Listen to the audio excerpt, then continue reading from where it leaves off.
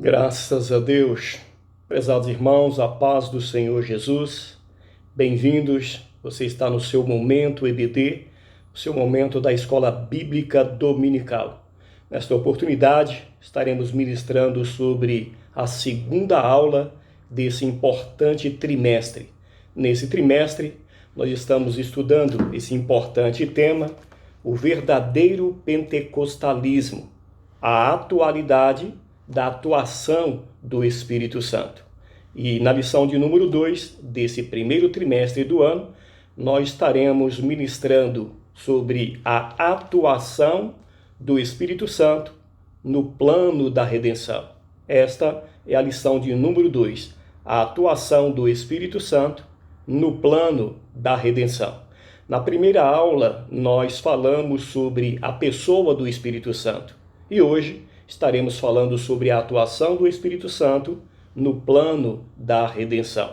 Quando nós falamos do Deus Trino, Pai, Filho e Espírito Santo, já falamos sobre a pessoalidade de cada uma dessas pessoas, ok? E hoje nós iremos falar especificamente sobre a atuação do Espírito Santo nesse plano. Quando nós falamos de plano, nós falamos de algo que foi pensado, idealizado, planejado, logo tem um autor. Próprio Deus sendo o autor, e agora, distintamente, falaremos sobre o papel do Espírito Santo nesse plano da redenção. No decorrer dos tempos, e ainda hoje, o homem tem procurado meios para se salvar. Tem criado inúmeras ferramentas, ideologias, métodos, tem fundado religião, pensamento, no sentido ou na busca de oferecer para o homem uma redenção. Não estranhem, mesmo no seio da igreja, o meio evangélico, existem pessoas que mudaram liturgia de culto, introduziram inovações, criaram um outro evangelho não fundamentado na palavra, no intuito de oferecer para o homem uma salvação, um escape, ou mesmo uma redenção mais meramente humana. Algo para aqui, agora, para esse plano, basta ver o secularismo, o materialismo com que essa proposta dita evangelho é oferecida. Talvez isso se dê exatamente pela ausência dessa ação do Espírito Santo. Porque quando o Espírito Santo age, e não basta falar dele, mas viver, como disse Jesus, quem crê em mim, como diz as Escrituras, rios de águas vivas fluirão do seu interior. Então esse rio de água viva, metaforicamente falando, dessa ação do Espírito Santo, que nos faz enxergar a eternidade. Só é possível quando nós estamos fundamentados na palavra. É importante fazermos essa observação, porque é salutar conhecermos o que é uma ação do Espírito Santo e o que não é. Nesse sentido, deliberadamente, espontaneamente, a buscaremos e receberemos essa ação gloriosa do Espírito Santo.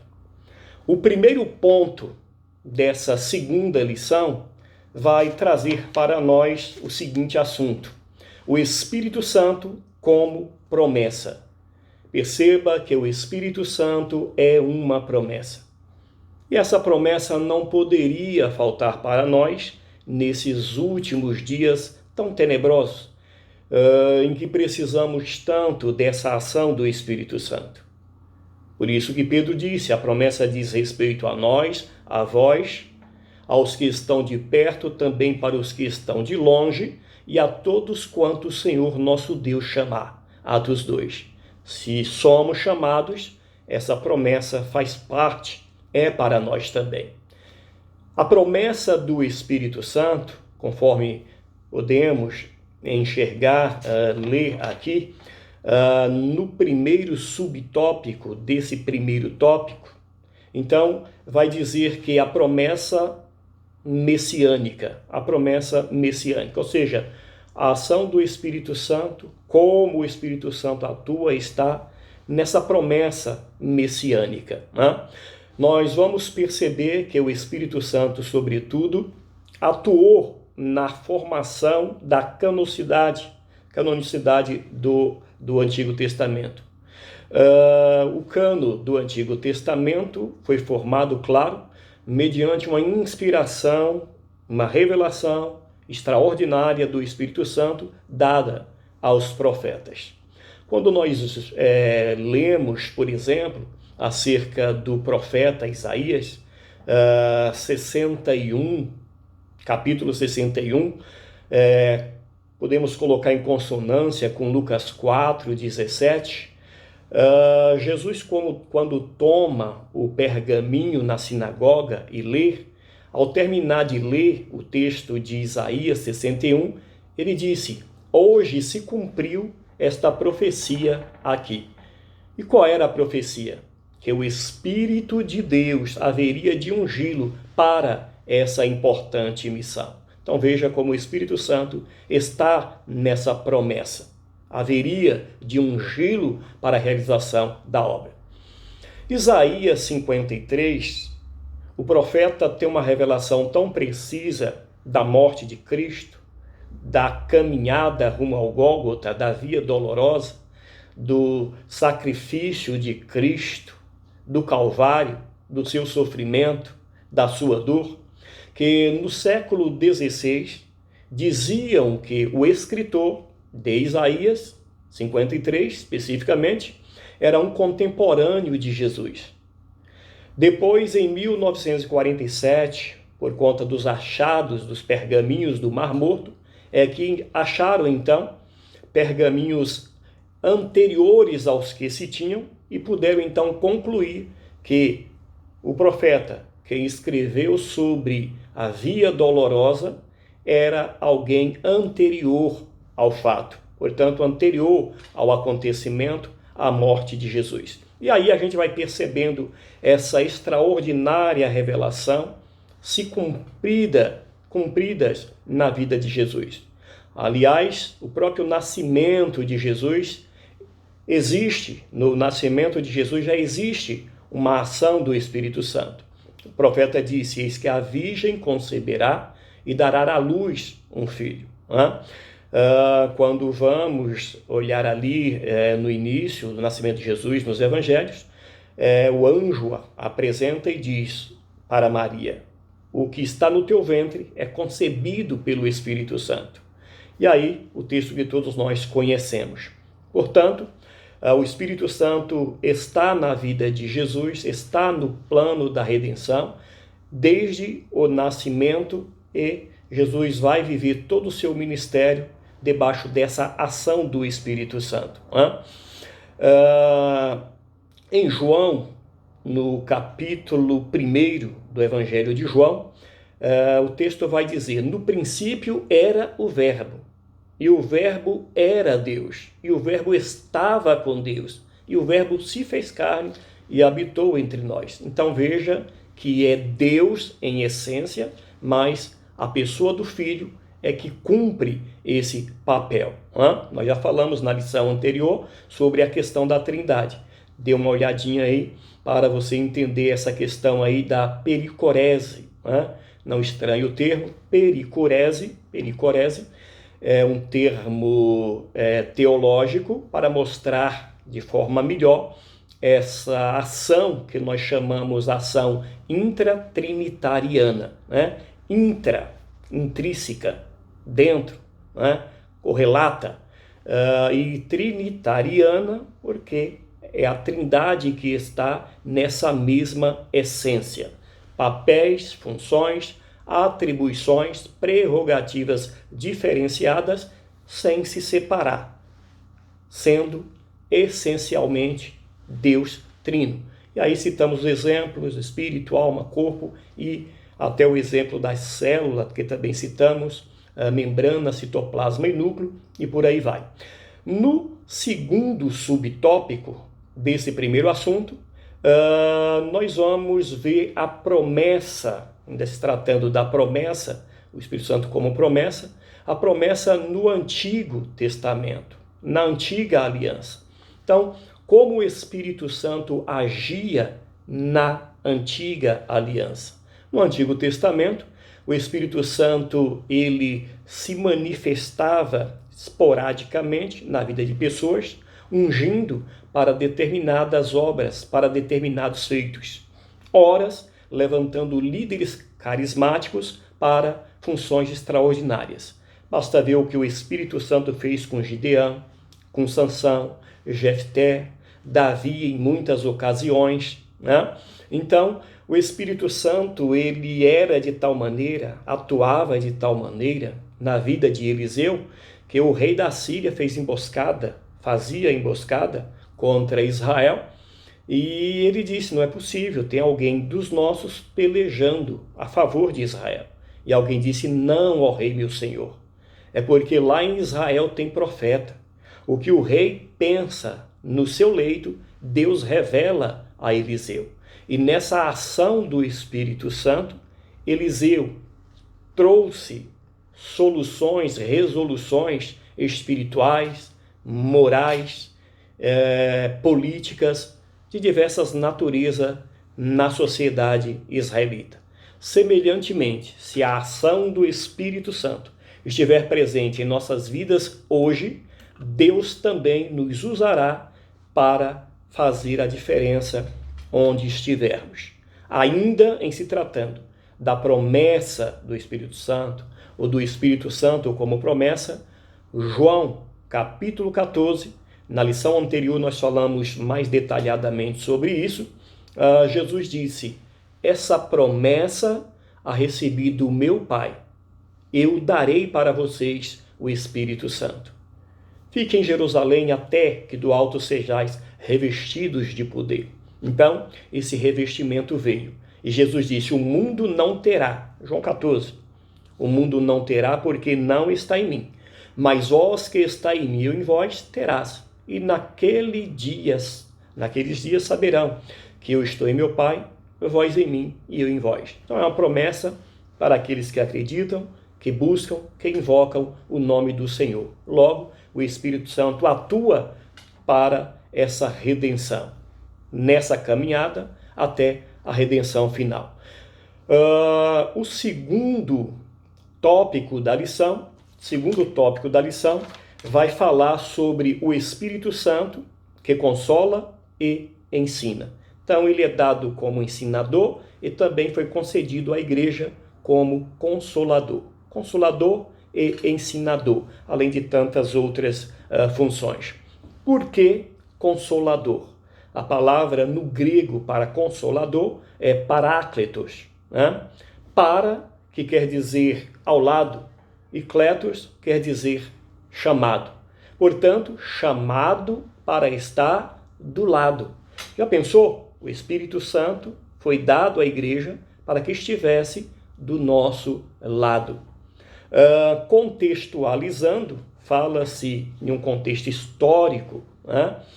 Cultural, em que as pessoas eram dadas para estar do lado de alguém, assistindo alguém, como um advogado nos tribunais, por exemplo. Já pensou a satisfação, a alegria de ter o Espírito Santo como nosso ajudador, como nosso advogado, como o consolador? Então é por demais extraordinário. Ainda para ensinar, observem que, se lermos João 6,45, vamos ver que Deus, o Pai, ensina. Jesus viveu todo o seu ministério terreno ensinando, basta ler os evangelhos, né? E aqui nós vamos perceber, em João 14, 26, que o Espírito Santo foi dado à igreja para ensinar. Então Jesus disse, ele, se tratando do Espírito Santo, vos ensinará todas essas coisas, ou acerca dessas coisas. No ministério terreno, Jesus chegou a dizer, o que eu falo agora, o que eu faço agora, vocês não vão entender, vocês vão entender depois. Então, quando o Espírito Santo vem, é dado, existe então uma revelação. E essa revelação, ela é progressiva. Tem coisas que Deus vai nos revelando ainda nos dias de hoje. À medida que as coisas vão acontecendo, fatores econômicos, políticos, religiosos, sociais, catástrofes, nós, ao ler a Bíblia, vamos tendo uma inspiração no sentido de interpretar melhor as coisas, ok? Então, o Espírito Santo ainda é para os nossos dias, o Espírito Santo ainda se faz presente, ainda se manifesta, ensina, consola, revela. O terceiro subtópico desse segundo assunto diz o ajudador. Então, é o que eu estou dizendo. Em todas essas ações, ainda hoje, o Espírito Santo coopera com a igreja. Em Atos, nós vemos, ao ler, a ação do Espírito Santo, trazendo alegria, por sinal o texto áureo da lição, em toda a Samaria. O texto bíblico vai dizer que o Senhor Jesus, mesmo ascendido aos céus, estava com eles. E aí nós vamos ver que o Espírito Santo é que se manifestava com essas operacidades e manifestações. Então, perceba o Deus Trino nessa ação, no plano da redenção. Caminhando para o tópico de número 3, último tópico, o Espírito Santo reprova e convence o mundo. O Espírito Santo reprova e convence o mundo. E aqui, já no primeiro subtópico, o Espírito Santo convence o mundo do pecado. Então, convence o mundo do pecado, convence o mundo da justiça, convence o mundo do juízo. O que são essas coisas, né? Então, o Espírito Santo convence o homem do pecado. Quando nós falamos convence do pecado, não estamos falando do pecado da pessoa especificamente, ou de cada um de nós, ou o pecado do dia a dia. Estamos falando da natureza pecaminosa, da consciência da queda. Nesse sentido, o homem se percebe, ele dá conta de que está destituído da glória de Deus e deseja esse encontro com Deus. Ele sente a necessidade de um Redentor. E nessa busca do Redentor, ao encontrá-lo, e o Senhor está sempre manifestando essa graça, precisamos responder a essa graça. A nossa alma anseia, como Davi disse, como as servas suspiram pelas fontes das águas, a minha alma tem sede de ti, ó Deus. Então é essa dependência, atrelada a uma espécie de renúncia do eu, tirar essa autossuficiência e lançar aos pés de Jesus como dependente. O homem caiu em Adão, mas em Cristo ele é levantado. A morte foi introduzida através do pecado no Éden, com a queda de Adão, mas em Cristo o homem é vivificado. É como uma célula, e isso está nos ensinamentos das epístolas paulinas. O apóstolo Paulo falou muito sobre isso, né? Essa célula, ela entra no corpo mortal para restaurar, para promover a regeneração. Imagine que quando nós temos um ferimento, várias células se juntam ali para dar uma resposta àquele corpo estranho, para a recuperação daquele tecido. Há um acúmulo de células. Se o ferimento for grave, logo as células morrerão ali, haverá uma cianose, um edema. E se o ferimento for de tal maneira que as células não deem conta, havendo, portanto, uma falta de irrigação, de nutrientes, né, de oxigenação no local, vai acontecer o quê? Vai haver uma perda do tecido e logo se fará necessário amputar. Paulo vai dizer que nós estávamos mortos em nossos delitos e pecados. Mas Jesus, esse gene da vida, esse DNA da vida nessa metáfora. Essa célula viva, ele entra aí e promove a restauração, portanto, nós em Cristo somos regenerados, ok? Então essa regeneração, ela ocorre e nos convence, então tira-nos desse estado de pecado. Não é que não venhamos a cometê-los, mas agora estamos debaixo de uma outra natureza, a natureza do perdão, a natureza espiritual, a natureza que em esperança aponta para a redenção, e o Espírito Santo nos ajuda nessa fraqueza, intercede por nós, caminha conosco e nos aponta o caminho de uma tal maneira que nós sentimos satisfação, alegria em viver debaixo dessa graça. Então, não como alienados, mas como libertos. Qual é a diferença conceitual? Alienado é aquele que acha que é livre porque está preso. Posso me drogar, posso praticar os vícios, e não veem que é alienado, está preso, é escravo desse pecado, desse vício.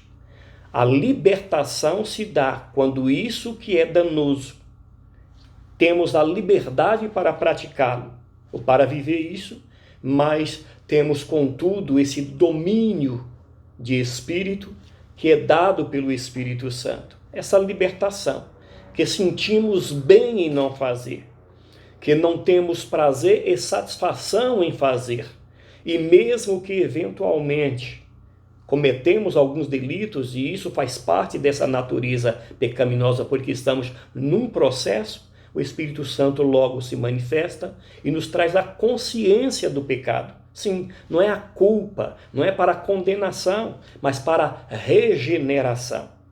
Paulo, ele vai trazer isso em um outro momento de uma forma muito extraordinária.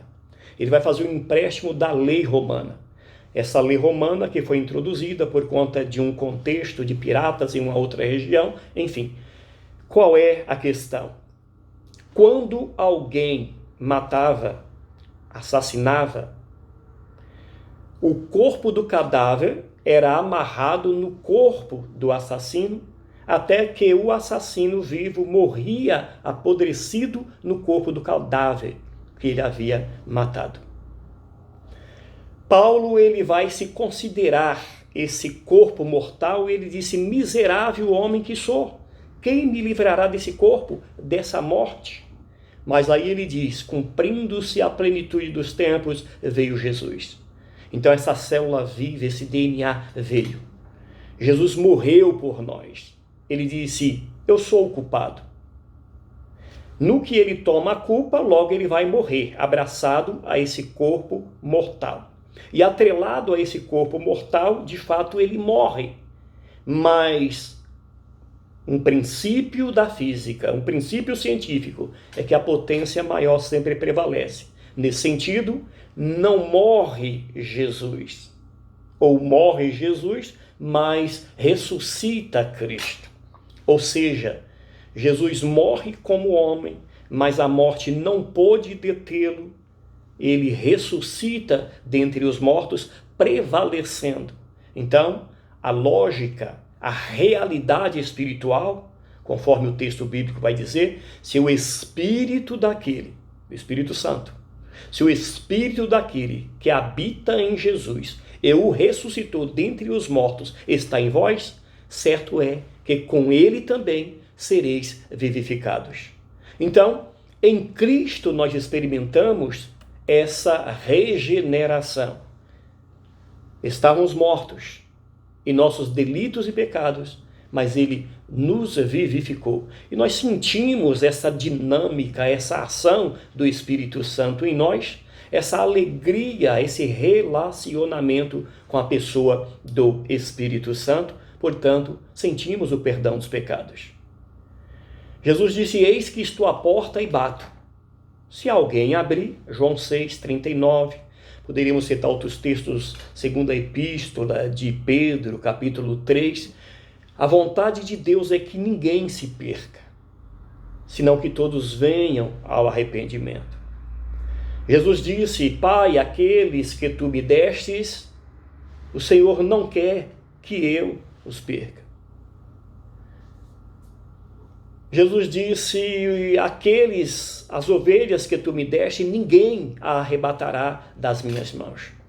Então não arrebata quando essa ação do Espírito Santo está latente, está agindo, está produzindo algo em nós. Então o Espírito Santo desperta-nos para essa realidade espiritual. Ainda o segundo tópico, né, desse último assunto, o Espírito Santo convence o mundo da justiça. Então convence do pecado e também convence da justiça. Por que da justiça? Então fala da justificação de Cristo, né? Colossenses capítulo 2, versículo 14, o apóstolo vai dizer que os nossos pecados estavam como que em uma cédula, mas no Calvário o Senhor Jesus a rasgou. Então, foi rasgado ali, né? Muito bem.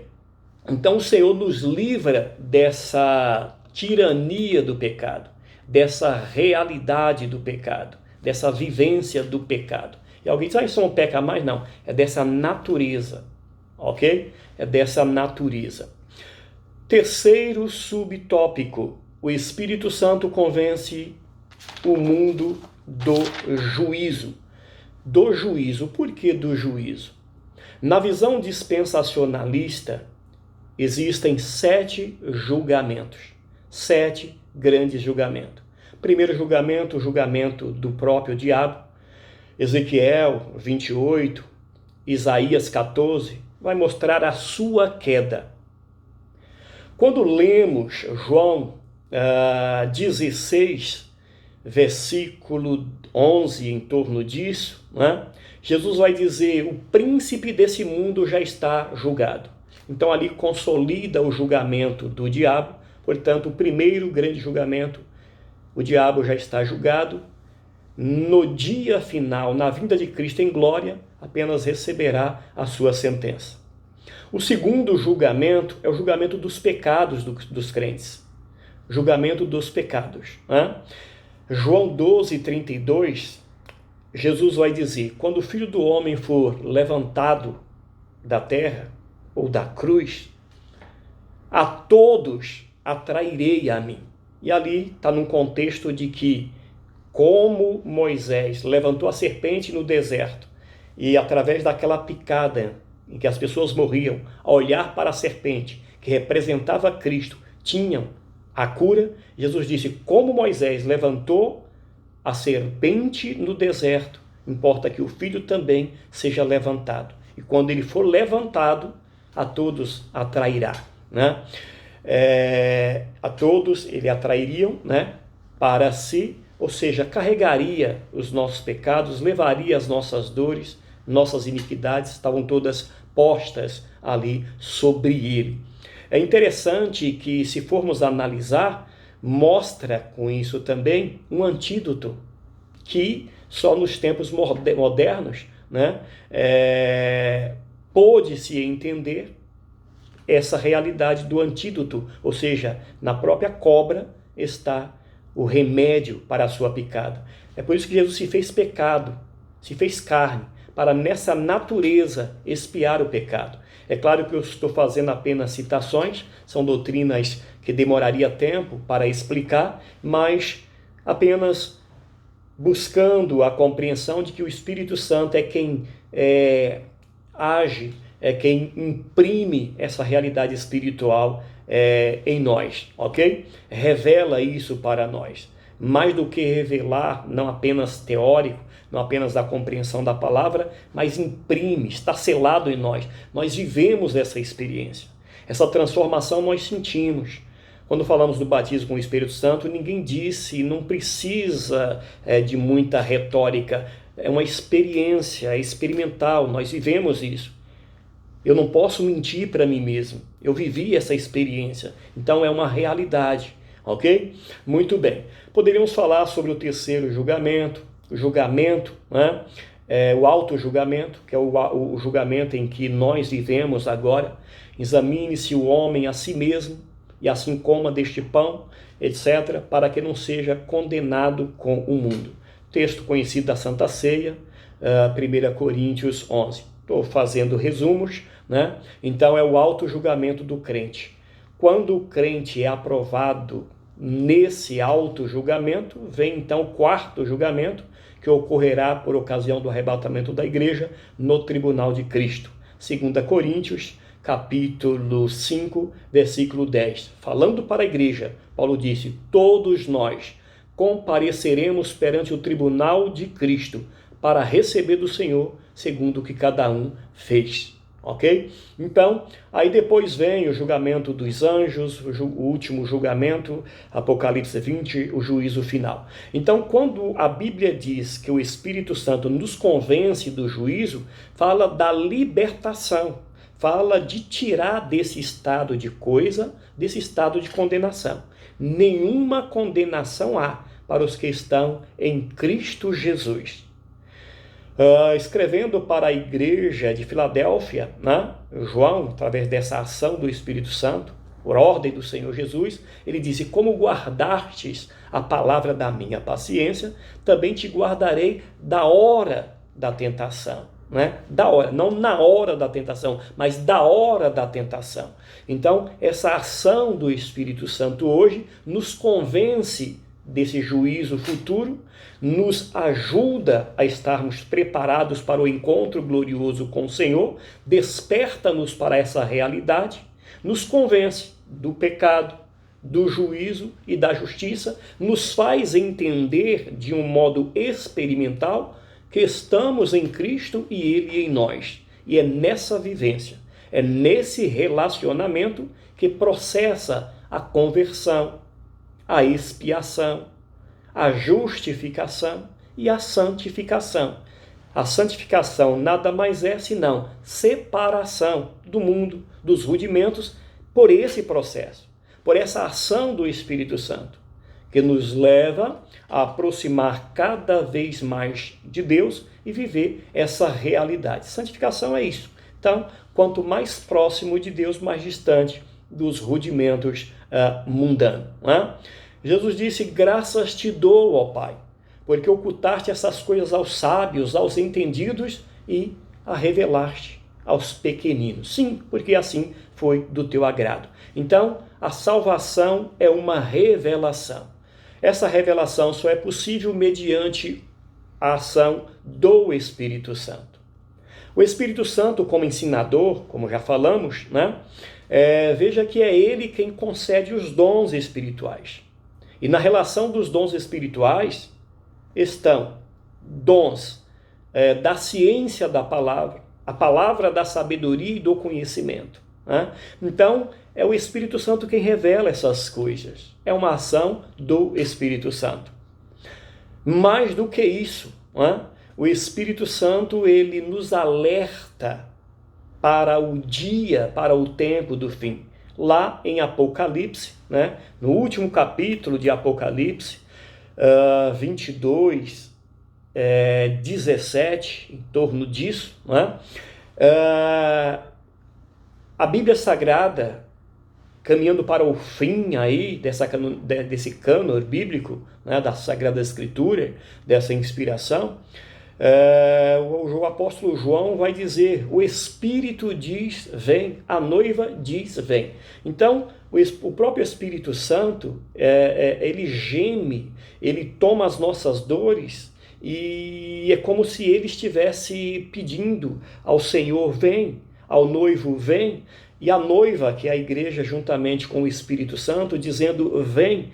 Então, se você, dentro dessa revelação, e na contextualização desse mundo tenebroso, desse mundo vil, há um anseio, há um desejo. Existe essa vontade de encontrar com o Senhor, um gemer, uma expectativa, né? Pode ter certeza que é uma ação do Espírito Santo te levando a clamar e a pedir: vem, Senhor Jesus. Poderíamos falar sobre muitas outras ações do Espírito Santo, mas vamos caminhar para a finalização. Prezados, o Espírito Santo ainda hoje ajuda-nos, ajuda na nossa fraqueza, ajuda-nos a interceder, ensina, conforta. O Espírito Santo ainda hoje nos adverte, como fez com Paulo. Paulo foi impedido de ir para um determinado lugar, Bitínia, Através do Espírito Santo, ele orienta, ainda hoje cura. Temos visto pessoas sendo libertadas do poder das trevas por uma ação gloriosa do Espírito Santo. Cura, liberta, batiza com o Espírito Santo e nos aponta a realidade maior de que muito em breve estaremos com o nosso Senhor Jesus e ali estaremos com Ele por toda a eternidade.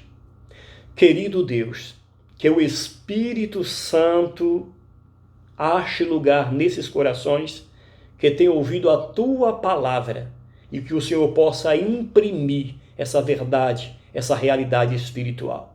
É o que nós pedimos agradecidos, em nome de Jesus. Eu sou o pastor Adelício, inscreva-se no canal, ajude-nos a abençoar outras pessoas com a ministração da palavra da parte de Deus.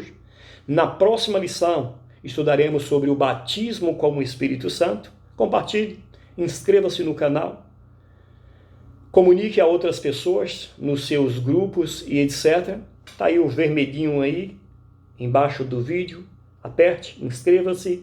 Deus abençoe pela sua atenção e vamos juntos melhorando a cada dia e fazendo um trabalho debaixo da ação gloriosa e maravilhosa do Espírito Santo de Deus. Não é à toa que na impetração da bênção apostólica a gente fala que a graça do nosso Senhor e Salvador Jesus Cristo, o grande amor de Deus, o Eterno Pai, e as consolações do Espírito Santo esteja com a vida de todos que têm ouvido esta preciosa palavra. Quando perdemos um ente querido, o que é que a gente fala? Que o Espírito Santo console o teu coração.